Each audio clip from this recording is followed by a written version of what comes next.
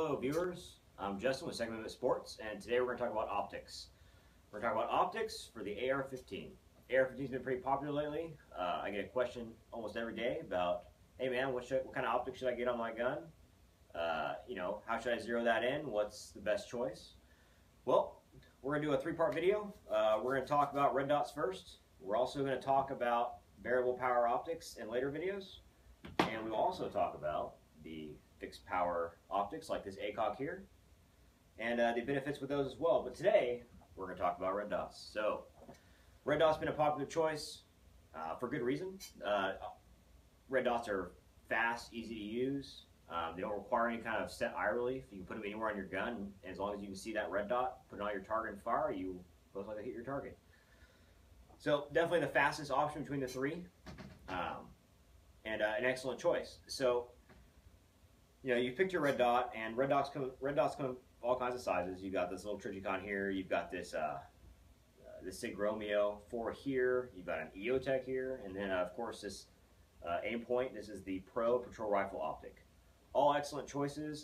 Different form factors and sizes with their own kind of advantages as far as battery life goes, or durability, or kind of weather conditions you plan to be in. But they all do the same basic function. They put a dot on your target so you can shoot at your target. So, say you picked a red dot, you picked one of these fine ones I discussed now, or any of our other options at our Second Amendment Sports locations, and now you're curious of how to sight it in.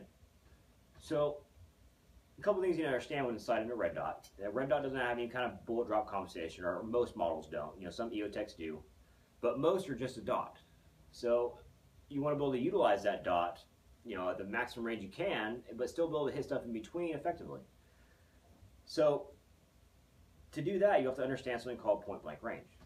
People hear the word point-blank range, they think of, up close, and they're not wrong, but point-blank range actually means anything you can put your sights on, any target you put your sights on, pull a trigger, and hit that target without having to do any kind of holdovers or adjustments.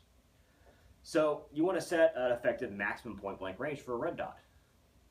A maximum point-blank range could be like the demonstration I've given here.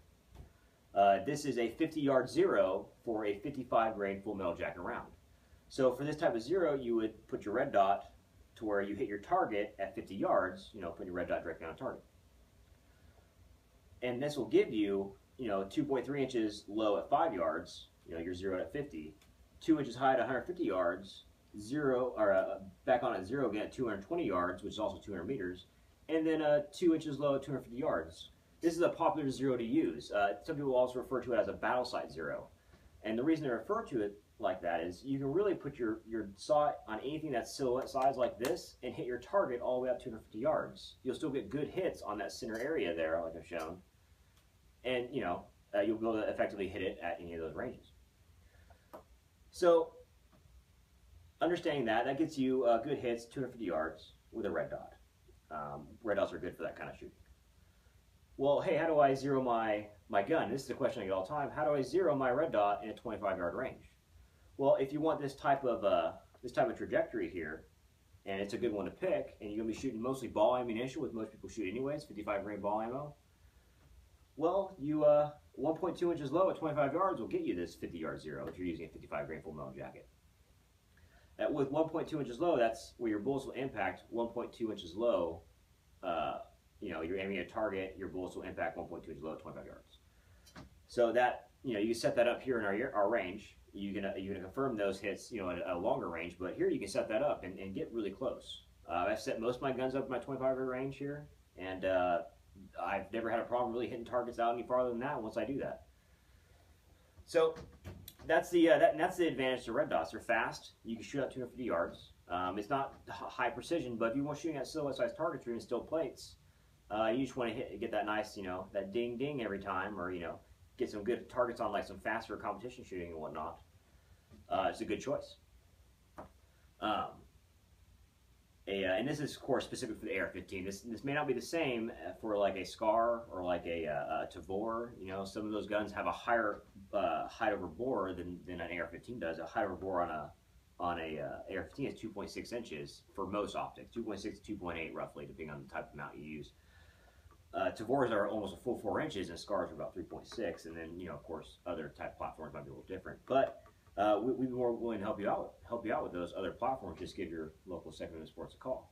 But the AR-15 has been popular, so I figured I'd make a video on it. Help people out. I get that question all the time. Help you get started here in our range. The one other thing I'm going to touch on briefly is the EOTech, because the EOTech does come in different reticles. Although all of the reticles they have at least have this right here. This is a single dot with a 65 MOA ring. So this particular red dot, or actually holographic sight to be correct, has a 1 MOA dot, which gives you pretty good precision. Most other red dots are 2 or 4 MOA, which takes up a larger target at longer ranges, right? Or takes up more space on the target at longer range. But the EOTech in particular has a 1 MOA dot and then a 65 MOA circle, which if you zero this at 50 yards, you'll be on at 200 like we've talked about. But EOTech says, hey, if you do that kind of zero, you'll be able to shoot 7 yards at the bottom of the reticle. So you'll be able to use that firearm in this optic a lot closer than, with more precision than, say, a normal red dot. Now, of course, you're still only 2.3 inches low at 5 yards, so really if you're shooting at a silhouette target, you're going to hit it. But that does give you a little bit more precision and a closer range if you want to shoot at a slightly smaller target.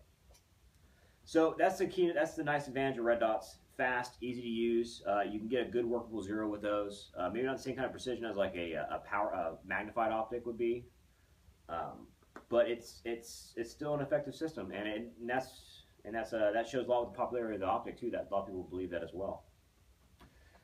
So that's red dots. You can see these red dots at any of our local Second Amendment Sports.